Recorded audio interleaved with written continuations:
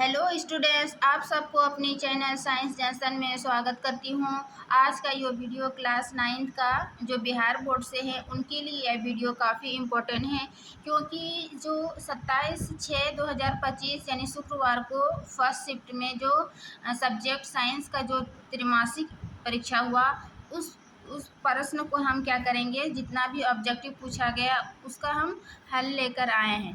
ठीक है, यानी कि जो इसमें क्या होता है, विज्ञान में क्या है कि ये त्रैमासिक परीक्षा जून 2025 में जो हुआ, जिसका पूर्णांक 80 है और समय रहता है इसमें 2 घंटा 30 मिनट, और इसमें प्रत्येक टोटल क्वेश्चन की संख्या होता है 98, और इसमें टोटल प्रिंटेड पेज है 20।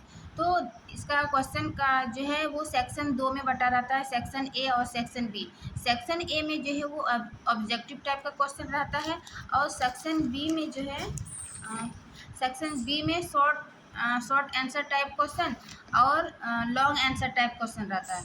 तो आज का हम इस वीडियो में सेक्शन 1 यानी कि ऑब्जेक्टिव टाइप का क्वेश्चन देखेंगे। इनमें से जो है वो 1 से 70 तक ऑब्जेक्टिव टाइप क्वेश्चन रहता है, लेकिन इसमें बनाना होता है 40 प्रश्न, यानी कि प्रत्येक प्रश्न जो है 1-1 मार्क्स का रहता है। ठीक है, तो हम उन्हीं प्रश्नों को देखेंगे, यानी ऑब्जेक्टिव टाइप क्वेश्चन को देखेंगे। तो चलिए बिना देरी के शुरू करते हैं आज की क्लास। आप लोग देख सकते हैं ये क्लास 9 का है, ये विज्ञान है ना।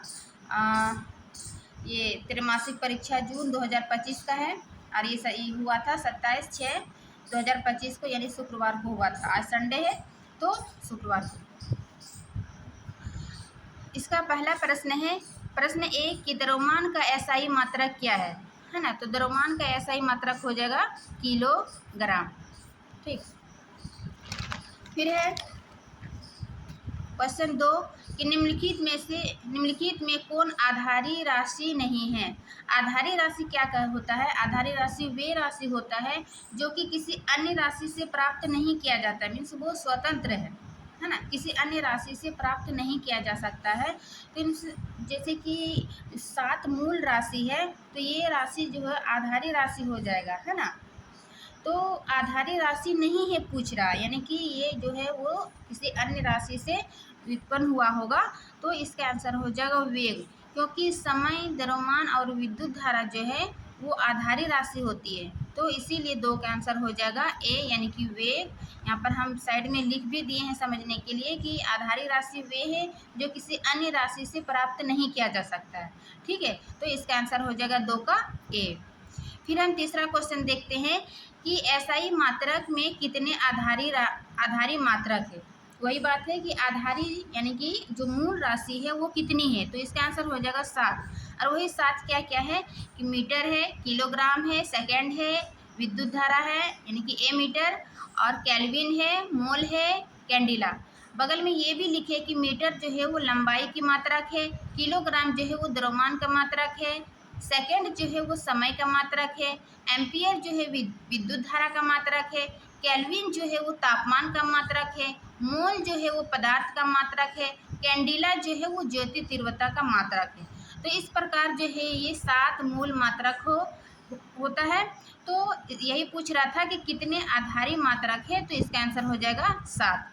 ठीक है, हम क्वेश्चन को हम ज़्यादा से ज़्यादा एक्सप्लेन करने की कोशिश करते हैं, ताकि आपको एक प्रश्न के साथ जो है वो आपको कई प्रश्न समझ में आ जाए, और ताकि नेक्स्ट एग्ज़ाम के लिए जो है वो आप अच्छा से प्रिपेयर कर पाएंगे। क्योंकि अभी माना कि 7 क्वेश्चन पूछा है, इनमें से और 7 में से किसी और प्रश्न जो है अगले एग्ज़ाम में पूछ दिया जाएगा, तो ये आपको याद कर लीजिए।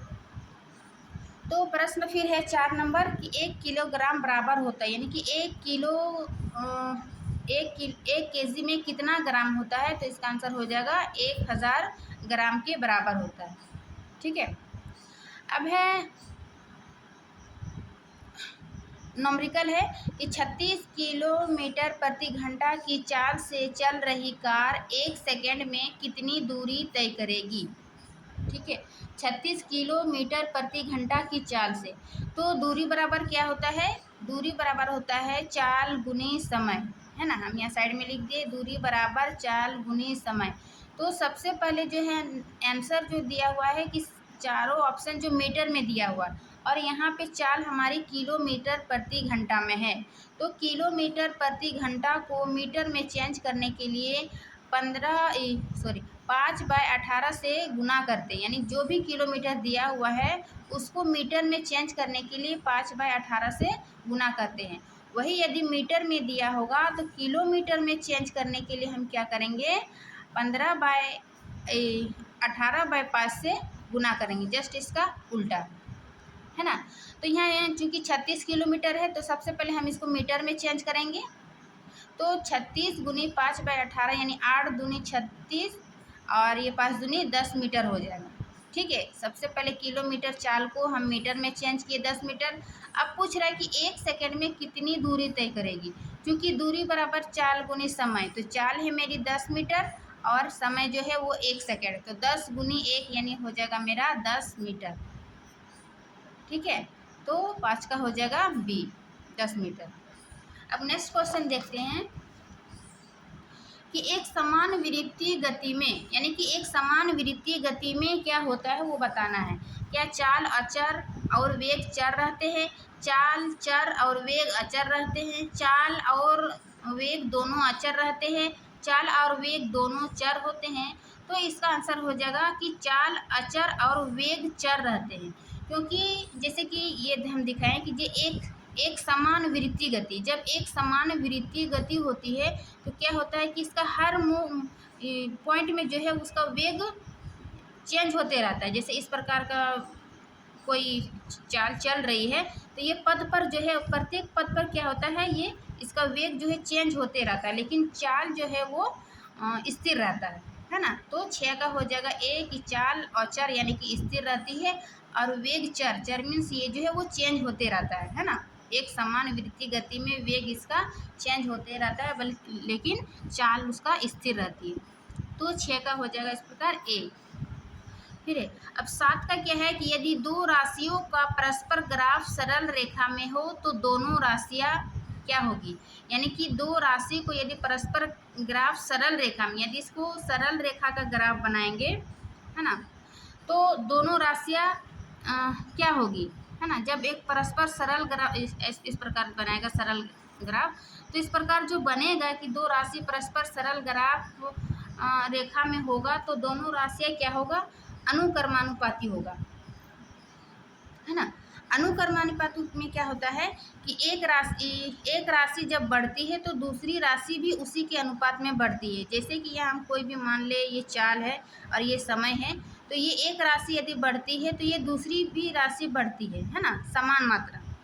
तो ये अनुक्रमानुपाती होता है। ये जब दो राशियां परस्पर ग्राफ सरल रेखा में हो तो दोनों राशियां क्या होगी, इसका आंसर हो जाएगा बी, अनुक्रमानुपाती। ठीक है, फिर 8 नंबर का कि त्वरण का एसआई मात्रक क्या है। ठीक है, तो त्वरण का एसआई मात्रक हो जाएगा मीटर प्रति सेकंड स्क्वायर।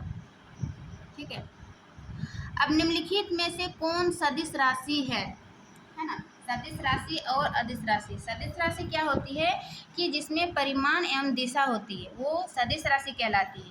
अदिश राशि क्या है, जिसमें परिमाण एवं दिशा दोनों में से कोई एक नहीं होती है, उसको अदिश राशि कहते हैं।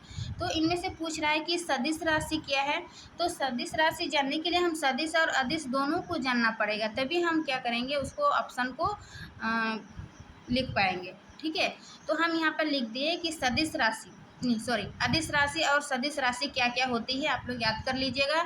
जैसे अदिश राशि में क्या होता है, एक ट्रिक है कि उस आर्द्रता को चाबी दो, है ना। ट्रिक के माध्यम से भी आप याद रख सकते हैं अदिश और सदिश राशि को।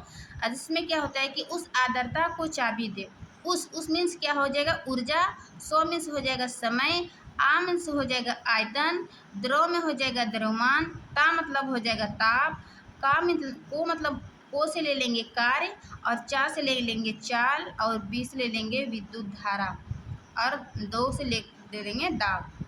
ठीक है, तो इस प्रकार अदिश को हम आसानी से याद कर लेंगे तो हम सदिश अपने आप याद आ जाएगा। या फिर सदिश को याद कर लीजिए कि विद्युत बल, है ना। विद्युत बल में क्या हो जाएगा, वी से हो जाएगा विस्थापन और वेग, वो से वेग और तो से त्वरण, बल से बल, है तो ये सदिश और अदिश का है, एक किसी एक को याद कर लेंगे तो दूसरे अपने आप आ जाएगा। तो यहाँ पर पूछ रहा है कि सदिश राशि कौन सी सदिश राशि है। तो देखिए यहाँ पर है त्वरण। त्वरण क्या हो जाएगा, सदिश राशि, तो इसका आंसर हो जाएगा त्वरण सदिश राशि।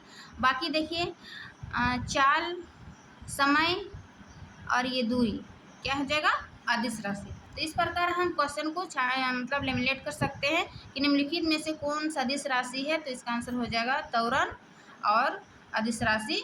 इतना है, इतना याद कर लीजिए, अदिश राशि सदिश राशि, तो अपने आप जो है वो एग्जाम में आप लिख पाइएगा। अब प्रश्न है कि 10 कोणीय वेग का मात्रक होता है। ठीक है, कोणीय वेग का क्या मात्रक होता है। तो इसका आंसर हो जाएगा रेडियन पर सेकेंड। रेडियन पर सेकेंड कोणीय वेग का मात्रक होता है। कोणीय वेग ये होता है कि इस प्रकार का जो कोण निकालते हैं ना, तो इसको कोणीय वेग कहते हैं। ठीक है, अब प्रश्न है 11 कि समय के साथ वेग परिवर्तन की दर को क्या कहते हैं। यहाँ तो डिफिनेशन ही पूछ दिया है कि समय के साथ वेग में परिवर्तन को क्या कहते हैं। तो इसका आंसर हो जाएगा त्वरण, यानी त्वरण को ही कहते हैं कि समय के साथ जो वेग में परिवर्तन होता है उसको त्वरण कहते हैं। ठीक है, फिर क्वेश्चन नंबर 12 कि निम्नलिखित में कौन अदिश राशि है। देखिए अभी आया वही कि सदिश और अदिश राशि। सदिश अभी हम देखिए तो अदिश राशि देखिए विस्थापन जो है सदिश था, त्वरण सदिश था, वेग त्वरण सदिश था। तो अदिश पूछ रहा है तो यानी कि चाल क्या हो जाएगी, अदिश राशि, यानी कि इसमें कोई दिशा नहीं होती, केवल परिमाण होती है ना। तो ये चाल हो जाएगा अदिश राशि। अब है 13 का कि वेग का मात्रक होता है, यानी कि वेग का मात्रक क्या होता है। तो इसका आंसर हो जाएगा मीटर पर सेकेंड, है ना, मीटर पर सेकेंड इस वेग का मात्रक होता है। ये सभी फिजिक्स का क्वेश्चन था, अभी फिर केमिस्ट्री बायो का भी आएगा, यानी कि 70 क्वेश्चन में तीनों सब्जेक्ट का मिला होता है। साइंस में जो फिजिक्स केमिस्ट्री बायो है वो तीनों पोर्शन से क्वेश्चन रहता है 70 नंबर, उनमें से आपको जो है वो 40 बनाना होता है। लेकिन हम यहाँ वीडियो में हम 70 क्वेश्चन बनाएंगे, क्योंकि प्रत्येक स्टूडेंट आपने 70 में से आप क्या बनाए हैं, कौन सा नंबर बनाए हैं ये तो मुझे नहीं पता, लेकिन 70 क्वेश्चन हम बनाएंगे तो आप अपने आप को 40 नंबर में जो आप मिलाए वो खुद आपको आंसर मिल जाएगा। इसीलिए हम ऑब्जेक्टिव कंप्लीट बनाएंगे, यानी 70 क्वेश्चन बनाएंगे। ठीक है, अब हम प्रश्न 13 तक देखें, 14 देखेंगे कि एक समान त्वरित गति के लिए औसत वेग है, यानी कि एक समान त्वरित गति के लिए औसत वेग, यानी क्या इसका फॉर्मूला है, फॉर्मूला दिया हुआ है। तो इसका आंसर हो जाएगा u प्लस भी, यानी कि u क्या है, प्रारंभिक वेग प्लस अंतिम वेग। ठीक है, वहीं पे यदि थोड़ा सा हम आगे बताएं तो ये गति, त्वरित गति है ना, गति के जो है वो 3 समीकरण है गति के लिए। पहला है कि v बराबर u प्लस ए टी, दूसरा है s बराबर U T plus half A T square, तीसरा है v स्क्वायर बराबर u स्क्वायर प्लस 2ax। ये गति के 3 समीकरण याद रखिए, ये किसी भी ऑब्जेक्टिव एग्जाम में पूछा जाएगा, है ना। अभी माना कि ये पूछा है कि त्वरित गति के लिए औसत वेग, ठीक है, नेक्स्ट एग्जाम में ये गति के 3 समीकरण के तीनों में से कोई पूछ दिया जाएगा, तो ये तीनों याद रख लीजिएगा, बहुत इंपॉर्टेंट है। आप क्लास चाहे 9th में हो या फिर आप किसी भी एग्ज़ाम की भी तैयारी कर रहे हैं तो भी ये वीडियो आपके लिए काफ़ी हेल्पफुल होगा, क्योंकि ये क्लास 9, 10 का ऑब्जेक्टिव जो है वो मतलब कंपटीशन में पूछ दिया जाता है। ठीक है, अब प्रश्न है 15 कि जब कोई वस्तु एक समान गति से चलती है तो उसके लिए समय दूरी ग्राफ की प्रकृति होती है।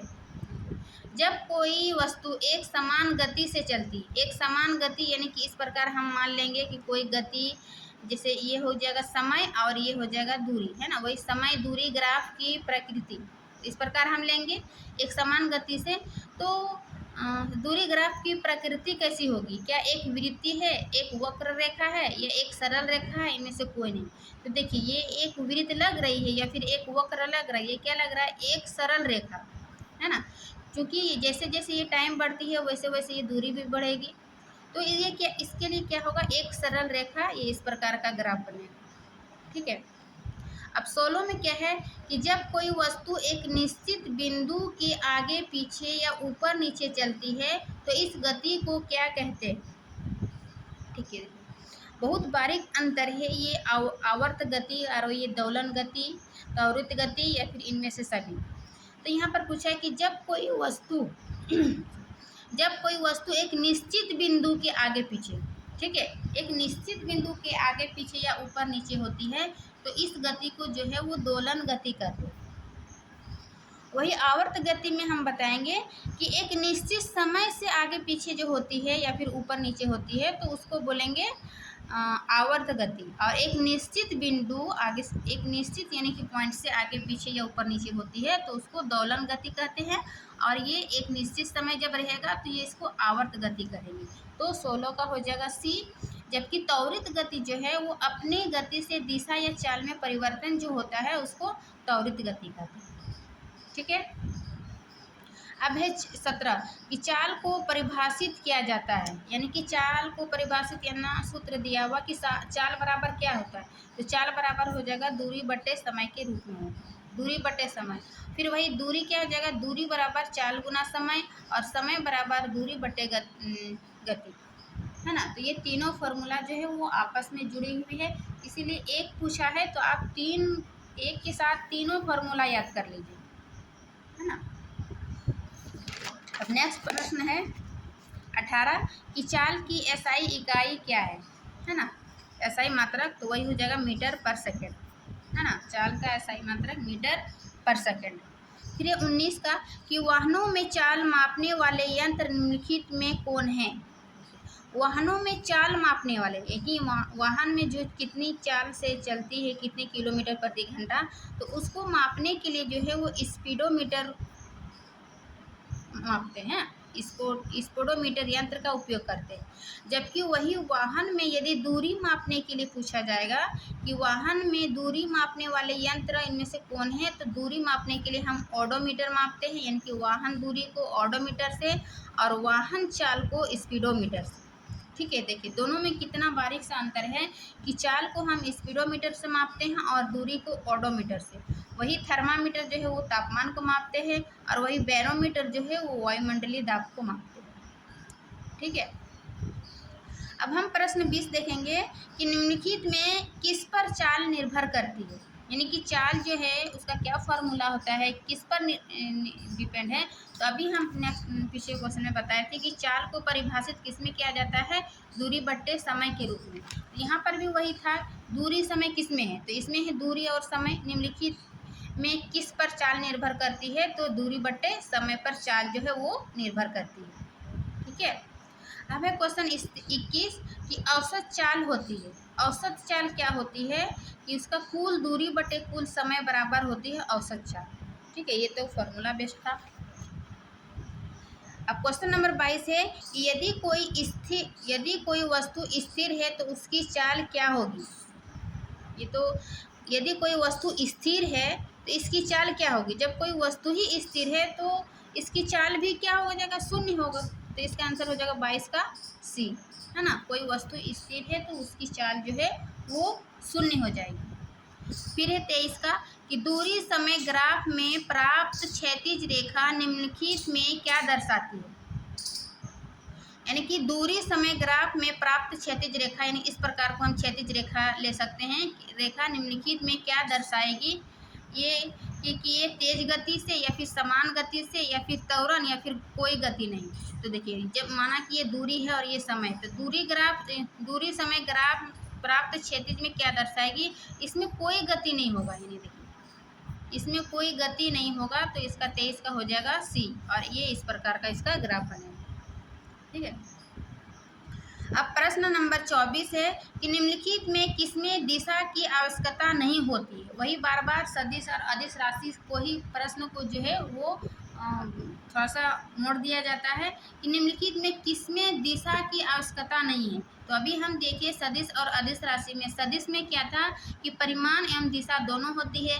अदिश में क्या था, जिसमें परिणाम या दिशा में से कोई एक नहीं होगा। तो दिशा किसमें नहीं होती है, तो अभी हम देखिए चाल जो है वो अदिश राशि है जिसमें कि दिशा नहीं होती है, केवल परिमाण होती है। और वेग, त्वरण, बल बाकी किसमें देखे थे, सदिश राशि में। ठीक है, तो इस प्रकार इसका आंसर हो जाएगी दिशा की आवश्यकता नहीं होती है चाल में। ठीक। अब प्रश्न है 25 कि पदार्थ बना होता है। अब यहाँ तक था फिजिक्स का, है ना, यानी कि 24 नंबर जो है वो फिजिक्स था। अब यहाँ से केमिस्ट्री हमारा स्टार्ट होता है ना। केमिस्ट्री पदार्थ बना होता है, यानी कि परमाणु का चैप्टर, यानी क्लास 9th में जो परमाणु का चैप्टर है, पदार्थ किससे बना होता है, तो अत्यंत सूक्ष्म कणों से मिलकर बना होता है, जिन्हें क्या कहते हैं, परमाणु कहते हैं। तो इसका आंसर हो जाएगा पदार्थ बना होता है परमाणुओं से। ठीक है। अब 26 नंबर है कि निम्नलिखित में कौन पदार्थ की अवस्था नहीं है। पदार्थ की हम जनरली 4 अवस्था देखते हैं, ठोस, द्रव, गैस और एक है चौथा प्लाज्मा। तो इनमें से कौन नहीं है पदार्थ की अवस्था, क्योंकि ठोस, द्रव, गैस है, तो इसका 26 का हो जाएगा डी, यानी कि ऊर्जा जो है वो पदार्थ की अवस्था नहीं है। ठीक है। अब हम देखेंगे 27 कि निम्नलिखित में किसमें अंतराण्विक आकर्षण बल सबसे अधिक होते हैं। ठीक है। अंतराण्विक आकर्षण बल क्या होता है कि जब दो वस्तु के बीच जो लगने वाली बल को क्या कहेंगे, अंतराण्विक आकर्षण बल। यानी कि ठोस जो है, जैसे कि ठोस, द्रव, गैस। ठोस में क्या होता है कि पदार्थ जो है वो बहुत पास पास होती है, वही द्रव में जो है वो थोड़ा सा अलग होती है, और गैस में तो बहुत ही दूरी रहता है ना। तो इस प्रकार जो इसका अंतराण्विक आकर्षण किस में अधिक होगा, जो सबसे अधिक नज़दीक होगा उन्हीं दोनों के बीच जो है बल जो है वो अधिक लगेगा। तो इसका आंसर हो जाएगा अंतराण्विक आकर्षण बल सबसे अधिक होती है ठोस में। ठीक है, और सबसे कम गैस में। फिर 28 का है कि निम्नलिखित में कौन संपीड़नीय है। यानी कि संपीड़नीय क्या होता है, जो पदार्थ के बीच जो रिक्त स्थान होता है उसको क्या कहेंगे, है ना, कंप्रेसिबल। ठीक है, संपीड़नीय। तो इसका आंसर हो जाएगा कौन संपीड़नीय है, यानी इसका आंसर हो जाएगा इनमें से सभी, क्योंकि पदार्थ के सभी पदार्थ के बीच क्या होता है, रिक्त स्थान होती है। लेकिन इसमें यदि पूछता कि किसमें सबसे अधिक संपीड़नीय होती है तो ये गैस होता, लेकिन बोल रहा इनमें से कौन संपीड़नीय है, तो इसका आंसर हो जाएगा सभी, इनमें से सभी जो है वो संपीड़नीय है। फिर 29 है कि ऊर्ध्वपातन वह प्रक्रिया है जिसमें, यानी कि ऊर्ध्वपातन क्या है, तो जो ठोस सीधे गैस में बदलता है उस प्रक्रिया को क्या कहेंगे, ऊर्ध्वपातन। यानी कि ठोस जो सीधे गैस में बदल जाता है वो द्रव में नहीं चेंज होता है ना। तो इसका उदाहरण आगे देखेंगे। फिर प्रश्न 30 कि निम्नलिखित में कौन जल का क्वथनांक होता है, यानी कि जल का क्वथनांक कितना होता है, तो इसका हो जाएगा 100 डिग्री सेल्सियस। वही यदि फ़ारेनहाइट में पूछा जाएगा तो ये हो जाएगा 212, है ना, 212 डिग्री फ़ारेनहाइट। तो ये जल का क्वथनांक है 100 डिग्री सेल्सियस या फिर 212 डिग्री फ़ारेनहाइट। ठीक है, दोनों में बता दिए। अब है प्रश्न 31 कि द्रव को वाष्प में बदलने की प्रक्रिया कहलाती है। अभी हम देखें कि ठोस को सीधे गैस में बदलना क्या था, ऊर्ध्वपातन। अब है द्रव को वाष्प में बदलने की प्रक्रिया। जब हम द्रव को उबालते हैं, गर्म करते हैं, तो उससे क्या निकलती है, वाष्प निकलती है। तो इस प्रक्रिया को क्या कहेंगे, वाष्पीकरण। ठीक है। अब है निम्नलिखित में कौन उत्पादक पदार्थ है। अभी जो हम देखें, जो द्रव जो है वो सीधे ठोस जो है वो सीधे गैस में बदल रहा था, तो इसका क्या क्या उदाहरण है, वही पूछ रहा है कि निम्नलिखित में कौन उत्पादक जो है वो पदार्थ है। तो इसका आंसर जो क्या, बर्फ है, चीनी है, दूध है, कपूर है। देखो, बर्फ भी पिघल कर क्या बनता है, द्रव है, चीनी भी, दूध भी। तो इसका आंसर हो जाएगा कपूर, है ना। तो उत्पादक का और उदाहरण याद रखिएगा कपूर के साथ साथ, क्योंकि नेक्स्ट एग्जाम में इस बार माना कि कपूर पूछा है, नेक्स्ट एग्जाम में नेफ्थलीन पूछ जाएगा, अमोनियम क्लोराइड पूछ जाएगा। तो इसका 3 याद रखिएगा कि ये कपूर है, और एक है नेफ्थलीन, और तीसरा है अमोनियम क्लोराइड, है ना। ये उत्पादक पदार्थ का उदाहरण है। अब है प्रश्न 33 कि 100 डिग्री सेल्सियस तापमान का केल्विन में मान होता है। देखिए, क्लास 9 का चैप्टर फर्स्ट में ही है केल्विन और फ़ारेनहाइट। ये चैप्टर से ही प्रश्न पूछा गया है, मैक्सिमम 2 या 3 चैप्टर से पूछा है। ठीक है। 100 डिग्री सेल्सियस तापमान का केल्विन, यानी कि 100 डिग्री सेल्सियस जो है उसका केल्विन में मान क्या होगा। तो देखिए, यदि सेल्सियस में है और केल्विन में चेंज करेंगे तो सेल्सियस को जो है वो 273.15 जो है उसको में ऐड करते हैं, और यदि केल्विन में दिया हुआ है, सेल्सियस में पूछा है, तो उसको 273.15 से क्या करेंगे, माइनस करेंगे, है ना। तो चूंकि यहाँ सेल्सियस दिया हुआ है, केल्विन में पूछ रहा है, तो हम क्या करेंगे, 273 को इसमें ऐड करेंगे। तो ऐड करके क्या होगा, 200 और 100, 373.15 केल्विन, है ना। तो 33 का हो जाएगा डी। फिर है चौथा कि सौरमंडल में प्लाज्मा अवस्था की उत्पत्ति का कारण क्या है, यानी कि सौरमंडल में प्लाज्मा अवस्था की उत्पत्ति का क्या कारण है। तो इसका हो जाएगा उच्च तापमान, है ना, सी नंबर। फिर है नेक्स्ट क्वेश्चन 35 कि गर्म करने पर गैस का आयतन, यानी कि गर्म करने पर गैस का आयतन क्या होता है। तो देखिए, गर्म करने पर गैस का आयतन जो है ना, उसकी गतिज ऊर्जा बढ़ जाती है। तो गतिज ऊर्जा बढ़ने के कारण क्या होता है, उसका आयतन भी बढ़ जाती है। तो गर्म करने पर क्या होगा, गैस का आयतन जो बढ़ जाती है।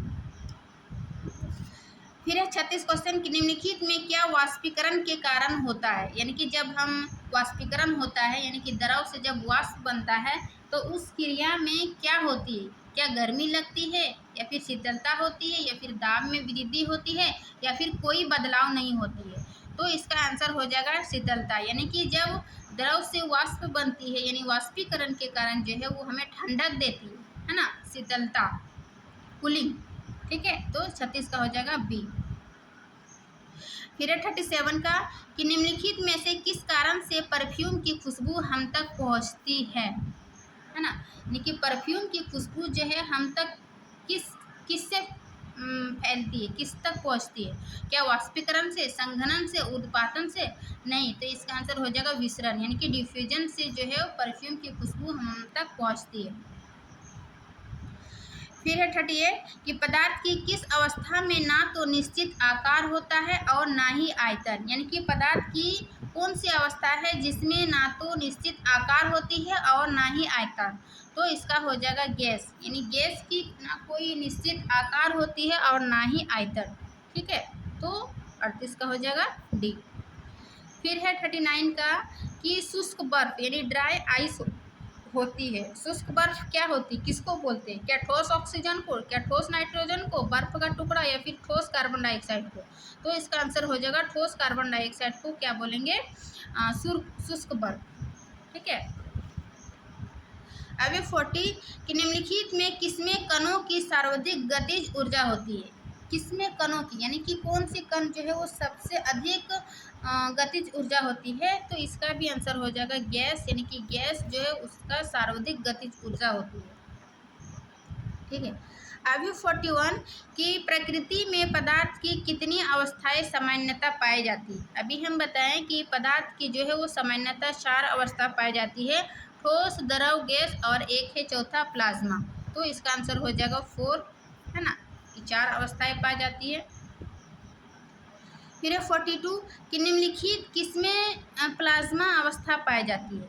मतलब कि अब हम तो जनरली 3 को तो जानते हैं कि ठोस, द्रव, गैस किसमें पाई जाती है, लेकिन प्लाज्मा किसमें पाई जाती है। तो ये बिजली में पाई जाती है ना, बिजली में या फिर सूर्य में, तारों में, इन सभी में क्या होती है, प्लाज्मा की अवस्था पाई जाती है। तो सूर्य तारा नहीं है, तो इसका आंसर हो जाएगा बिजली, ठीक है। फिर है 43 कि निम्नलिखित किस कारण से वाष्पीकरण की दर बढ़ती है। वाष्पीकरण यानी कि जब द्रव से वाष्प बनती है तो किस कारण से उसकी वाष्पीकरण की दर जो है वो बढ़ती है। तो वाष्पीकरण इसका एक है कि वाष्पीकरण को जो प्रभावित करने वाले कारक है वो है तापमान है, सतही क्षेत्रफल है, और फिर आर्द्रता है और हवा है। इन कारणों से जो है वाष्पीकरण जो प्रभावित होती है। लेकिन क्या प्रभावित होती है कि वाष्पीकरण की दर बढ़ती है। दर किस में बढ़ती है, क्या तापमान में कमी, नहीं, तापमान की कमी से जो है वाष्पीकरण की जो दर है उसमें भी कमी हो जाएगी। जबकि आर्द्रता की वृद्धि के से यानी कि नमी के वृद्धि से भी क्या हो जाएगा, वाष्पीकरण की दर कम हो जाएगी। फिर वायु की चाल में कमी से भी क्या हो जाएगा, वाष्पीकरण की दर जो है वो कम हो जाएगी। लेकिन यहाँ पर पूछ रहे वाष्पीकरण की दर बढ़ेगी तो क्षेत्रफल की वृद्धि से जो है वाष्पीकरण की दर बढ़ती है। तो इसका 43 का हो जाएगा बी, ठीक है। अभी 44 का कि निम्नलिखित में कौन पदार्थ नहीं है ना। पदार्थ का क्या डिफिनेशन है? जो कोई स्थान घेरता है ना, जो जिसका निश्चित भार होता है, तो वो क्या है? पदार्थ है। तो देखिए पानी जो है उसका भार होता है, वो स्थान घेरता है। वायु भी अपना स्थान घेरता है। धूल धुआं ये दोनों याद रखिएगा। धूल धुआं भी क्या है? ये पदार्थ है। लेकिन प्रकाश जो है ये क्या है? ये पदार्थ नहीं है ना, क्योंकि वो स्थान कोई एक निश्चित स्थान नहीं घेरता। वो तो जहाँ थोड़ा सा भी मतलब उसको रास्ता मिलेगा तो क्या करेगा? वो पूरा प्रकाश सरल रेखा में पूरा फैल जाती है। तो इस प्रकार ये जो है प्रकाश जो है वो कोई पदार्थ नहीं है। ठीक है। अब है 45 का कि दाब का एसआई मात्रक। दाब का एसआई मात्रक क्या होगा? पास्कल। ठीक है। और न्यूटन किसका होता है? बल का। बार जो है वो दाब का एक इकाई है मापने का, इसका एसआई मात्रक नहीं है। ठीक है। एसआई मात्रक हो जाएगा इसका पास्कल, इसको पीए से डिनोट करते हैं। और एक पास्कल बराबर होता है 1 न्यूटन पर मीटर स्क्वायर।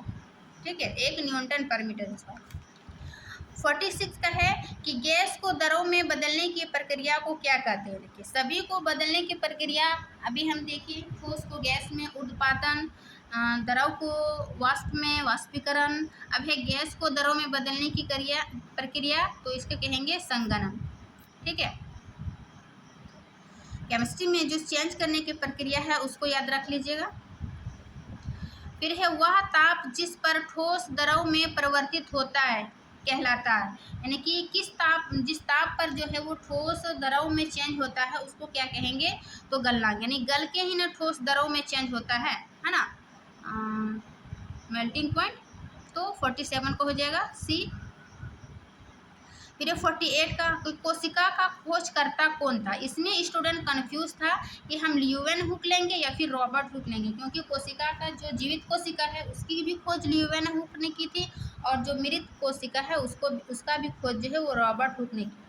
लेकिन इसमें सामान्यतः जो सबसे पहले कोशिका की खोज किसने किया है, चाहे वो जीवित हो या मृत है, तो रॉबर्ट हुक ने ही किया था ना। तो इसमें कोई कन्फ्यूज वाली बात नहीं थी। लेकिन फिर भी क्लास में स्टूडेंट कन्फ्यूज थे कि मैम क्या लिखे, ल्यूवेन हुक बनाएं या फिर रॉबर्ट हुक बताएं, क्योंकि यहाँ कोशिका की खोजकर्ता कौन था पूछ रहा है। तो इसका आंसर हो जाएगा सी, यानी कि रॉबर्ट हुक। ठीक है। अब ये 49 का कि कोशिका का नियंत्रण केंद्र क्या है? यानी कि सेल के अंदर जो कोशिका को कंट्रोल करता है वो क्या बताया था? कि न्यूक्लियस, यानी कि जो केंद्रक होता है, तो यही केंद्रक जो है वो कोशिका को क्या करता है? कंट्रोल करता है, यानी कि न्यूक्लियस। तो इसका आंसर हो जाएगा 49 का बी। अब है 50 का प्रोकैरियोट कोशिकाओं में क्या अनुपस्थित होता है? कोशिका जो है वो दो प्रकार के, प्रोकैरियोट और यूकेरियोटिक। यूकेरियोटिक में क्या होता है? उसमें जो है वो ट्रू न्यूक्लियस होता है, और प्रोकैरियोट में क्या होता है? उसमें ट्रू न्यूक्लियस नहीं होता है। तो चूंकि दोनों में कोशिका द्रव होता है, राइबोसोम भी होता है ना, डीएनए भी होता है, लेकिन ये झिल्ली से घिरा नाभिक यानी कि ट्रू न्यूक्लियस जो है उसमें प्रोकैरियोट में कोशिका में नहीं पाई जाती है। तो इसका 50 का हो जाएगा डी। फिर है 51 का कि किस अंगक को कोशिका का पावर हाउस कहता है ना। कोशिका का पावर हाउस जो है वो माइटोकॉन्ड्रिया को कहते हैं। ठीक है। राइबोसोम को प्रोटीन संश्लेषण, और ये लाइसोसोम आत्मघाती थैली। ठीक है। तो 51 का हो जाएगा बी। देखिए प्रश्न में भी आ गया कि 52 का क्या है? प्रोटीन संश्लेषण कहाँ होता है? तो प्रोटीन संश्लेषण जो है वो राइबोसोम में होता है, इसीलिए ये इसको प्रोटीन की फैक्ट्री कहते हैं, है ना। नेक्स्ट क्वेश्चन है 53 कि एक कोशिका वाले जीव को क्या कहा जाता है? एक कोशिका वाले जीव को क्या कहेंगे? कोशिकीय जीव। और जब जो एक से अधिक कोशिका वाले जीव को क्या कहेंगे? बहुकोशिकीय जीव। तो यहाँ 53 का हो जाएगा सी। फिर है 54 का कि निम्नलिखित किसमें सबसे बड़ा रिक्तिका होती है? यानी कि वैक्यूल। जब जंतु कोशिका और पादप कोशिका पढ़ते हैं तो जंतु कोशिका और पादप कोशिका में अंतर देखते हैं कि दोनों में रिक्तिका पाई जाती है, यानी कि दोनों में वैक्यूल पाई जाती है, लेकिन पादप कोशिका में जो है वो बड़ी रिक्तिका पाई जाती है ना, जंतु की तुलना में। तो ये 54 का हो जाएगा बी कि पादप कोशिका में जो है वो बड़ी रिक्तिका पाई जाती है। अब 55 का क्या है कि निम्नलिखित में किसमें न्यूक्लियस घिरा होता है ना। न्यूक्लियस किससे न्यूक्लियस जो है वो घिरा होता है? तो कोशिका के अंदर जो न्यूक्लियस होता है, घिरा होता है, तो उसको क्या कहते हैं? न्यूक्लियर मेम्ब्रेन, है ना। तो इसका आंसर 55 का हो जाएगा सी नंबर। इसको क्या कहेंगे? Nuclear membrane. फिर डीएनए कहाँ पाए जाते हैं? डीएनए कहाँ पाया जाता है? जो कोशिका के अंदर केंद्रक होता है ना, तो न्यूक्लियस के अंदर ये डीएनए पाया जाएगा। फिर प्लाज्मा झिल्ली की विशेषता क्या है ना, यानी कि कोशिका की बाहरी जो संरचना है प्लाज्मा झिल्ली, तो उसकी क्या विशेषता है? तो ये हो जाएगा अर्धपारगम, यानी कि जो जो इसको आवश्यकता है उस पदार्थ को आने देता है, और जो जैसे ऑक्सीजन, कार्बन डाइऑक्साइड, जल या फिर जो भी हो, है ना, उपयोगी पदार्थ को आने देता है और अनुपयोगी पदार्थ को बाहर छोड़ता है। तो इस प्रकार जो है वो प्लाज्मा झिल्ली की ये विशेषता होती है कि ये अर्धपारगम्य होती है। 57 का हो जाएगा बी। 58 क्या है कि निम्नलिखित किस अंगक में क्लोरोप्लास्ट पाया जाता है? क्लोरोप्लास्ट तो मेनली हम जानते हैं कि पत्तियों में पाई जाती है ना, क्लोरोफिल। तो पत्तियों में जो क्लोरोप्लास्ट होता है उसमें क्लोरोफिल पाई जाती है। तो इसका 58 का हो जाएगा सी कि निम्नलिखित में से किस अंगक में क्लोरोफिल पाया जाएगा? तो ये हो जाएगा क्लोरोप्लास्ट, है ना। और ये क्लोरोप्लास्ट कहाँ पाई जाती है? पत्तियों में। फिर निम्नलिखित में से किसे आत्मघाती की थैली कहा जाता है? अभी हम देखें कि पावर हाउस माइटोकॉन्ड्रिया को, और आत्मघाती की थैली लाइसोसोम को, है ना, और राइबोसोम को प्रोटीन की फैक्ट्री। ठीक है। फिर है सृष्टि का कि वनस्पति कोशिका में कौन सा भाग अनुपस्थित होता है? ये बायोलॉजी का क्वेश्चन है, हम फिजिक्स केमिस्ट्री देख चुके हैं। ठीक है। वनस्पति कोशिका में कौन सा भाग अनुपस्थित है, यानी कि इसमें से क्या जो है वो प्लांट सेल में नहीं पाया जाता है? तो क्लोरोप्लास्ट पाया जाता है, वैक्यूल तो दोनों में पाया जाता है, न्यूक्लियस भी पाया जाता है। तो इसका आंसर हो जाएगा सेंट्रोसोम, क्योंकि सेंट्रोसोम जो है वो साइटोप्लाज्म में भी पाया जाता है, और ये जो है वो सेल डिवीज़न के लिए इम्पोर्टेंट होता है। तो ये वनस्पति में ये सेंट्रोसोम अनुपस्थित होता है। फिर है 61 का कि प्लास्टिड्स पाए जाते हैं। प्लास्टिड्स किस में पाए जाते हैं? तो इसका आंसर हो जाएगा प्लांट सेल में, है ना। प्लांट सेल में प्लास्टिड पाया जाता है, जबकि जंतु सेल में प्लास्टिड नहीं पाया जाता है। फिर है 62 का कि निम्नलिखित में किसमें कोशिका भित्ति पाई जाती है ना। मेनली कोशिका भित्ति जो है वो प्लांट कोशिका में पाई जाती है। फिर है 63 कि रंगहीन एवं सफ़ेद प्लास्टिड को कहते हैं। देखो प्लास्टिड जो हम पढ़े कि प्लांट सेल में पाई जाती है, वो प्लास्टिड भी जो है वो 3 प्रकार के होते हैं, क्लोरोप्लास्ट, ल्यूकोप्लास्ट और क्रोमोप्लास्ट। क्लोरोप्लास्ट जो हरा होता है, यानी जो प्रकाश संश्लेषण की क्रिया करती है, वो क्लोरोप्लास्ट। क्रोमोप्लास्ट जो है वो रंगीन होता है, यानी कि जो फूलों के रंग हम देखते हैं अलग अलग, लाल, पीला, है ना, तो वो क्रोमोप्लास्ट के कारण होता है। जबकि ल्यूकोप्लास्ट जो होता है ये रंगीन एवं सफ़ेद होता है। तो इसका रंगीन एवं सफ़ेद प्लास्टिड को क्या कहेंगे? ल्यूकोप्लास्ट। ठीक है। फिर है 64 का कि क्रिस्टी कहाँ पाई जाती है? तो माइटोकॉन्ड्रिया के अंदर जो है स्ट्रक्चर पाई जाती है ना। माइटोकॉन्ड्रिया के अंदर दो इस प्रकार का जो बना होता है, तो इसको क्या कहेंगे? क्रिस्टी, है ना। तो क्रिस्टी कहाँ पाई जाती है? तो ये हो जाएगा माइटोकॉन्ड्रिया। फिर है 65 का कि लाइसोसोम को सर्वप्रथम किसने देखा था? ठीक है। लाइसोसोम की खोज यानी कि सर्वप्रथम किसने किया था? तो इसका आंसर हो जाएगा क्रिश्चियन डी डेवे ने 1950 में। ठीक है। अब है 66 का कि थाइलोकाइड समूह को क्या कहते हैं? थाइलोकाइड्स जो है वो क्लोरोप्लास्ट के आंतरिक भाग में पाई, झिल्ली में पाई जाती है, जो एक डिस्क इस प्रकार डिस्क जैसे, है ना, डिस्क जैसी थैली होती है। तो इसको कहेंगे ग्राना, है ना। थाइलोकाइड समूह को क्या कहेंगे? ग्राना। अब 67 का कि प्लास्टिड एवं माइटोकॉन्ड्रिया में क्या समानताएं हैं? यानी कि प्लास्टिक जो है वो प्लांट में पाया जाएगा और माइटोकॉन्ड्रिया में है ना। उसमें इन दोनों में क्या समानता है? तो इन दोनों में याद रखिएगा कि इसमें डीएनए उपस्थित होता है, दोनों में राइबोसोम भी पाया जाता है, दोनों में क्या है? डबल मेम्ब्रेन पाई जाती है ना, दोहरी झिल्ली की से घिरी संरचना। तो इसका आंसर हो जाएगा 67 का इनमें से सभी, यानी कि तीनों जो है ये विशेषता प्लास्टिड और माइटोकॉन्ड्रिया में पाई जाती है। 68 का क्या है कि राइबोसोम बना होता है, यानी कि राइबोसोम जो है वो किससे बना होता है? तो इसका आंसर हो जाएगा आरएनए एवं प्रोटीन से जो है वो राइबोसोम बना होता है, आरएनए एवं प्रोटीन से। ठीक है। अब है 69 का कि मनुष्य के शरीर की सबसे लंबी कोशिका होती है, यानी कि मनुष्य के शरीर की सबसे लंबी कोशिका क्या होती है, तो इसका आंसर हो जाएगा तंत्रिका कोशिका। यानी तंत्रिका, मनुष्य में जो है तंत्रिका कोशिका सब शरीर की सबसे लंबी कोशिका होती है। फिर है 70 कि कोशिका झिल्ली बनी होती है ना। कोशिका झिल्ली या प्लाज्मा मेम्ब्रेन ये एक ही होता है। कोशिका झिल्ली क्या होती है, ये लिपिड एवं प्रोटीन दोनों की बनी होती है ना। लिपिड एवं प्रोटीन जो है वो कोशिका झिल्ली बनी होती है। तो इस प्रकार हम आज का देखें सेक्शन भी ऑब्जेक्टिव जो 70 क्वेश्चन था, है ना। 70 क्वेश्चन में हम 70 क्वेश्चन भी बता दिए। तो आप लोग ऑब्जेक्टिव टाइप क्वेश्चन देख लीजिएगा। ठीक है। आशा करती हूँ कि ये वीडियो जो है आपके लिए काफ़ी हेल्पफुल होगा और आगे की तैयारी में जो है आपको अच्छे से समझ में आए, मतलब एक समझ उत्पन्न हुआ होगा कि किस टाइप का हमको तैयारी करना है। देखिए चैप्टर से ही पूछा जाता है ऑब्जेक्टिव, उसमें से आप एक प्रश्नों की यदि डिटेल पढ़ लेते हैं उसमें से आपको 2 से 3 क्वेश्चन याद हो जाएगा। जैसे हम यहाँ पे बताएं कि उत्पादन पदार्थ क्या है, तो इसमें कपूर पूछा है, तो इसमें देखिए कि उत्पादक पदार्थ और क्या है, तो कपूर, चूँकि नेक्स्ट एग्जाम में ये इस एग्जाम में कपूर पूछा है, तो नेक्स्ट एग्जाम में हो सकता है नैप्थलीन पूछेगा, अमोनियम क्लोराइड पूछेगा, है ना। तो इस प्रकार जो क्वेश्चन को डिटेल से पढ़िए तो आपकी तैयारी जो है वो अच्छी होगी। तो आशा करती हूँ कि ये वीडियो अच्छी लगी होगी। वीडियो अच्छी लगी तो लाइक एंड सब्सक्राइब ज़रूर करिए। मिलते हैं नेक्स्ट क्लास में, तब तक के लिए थैंक यू।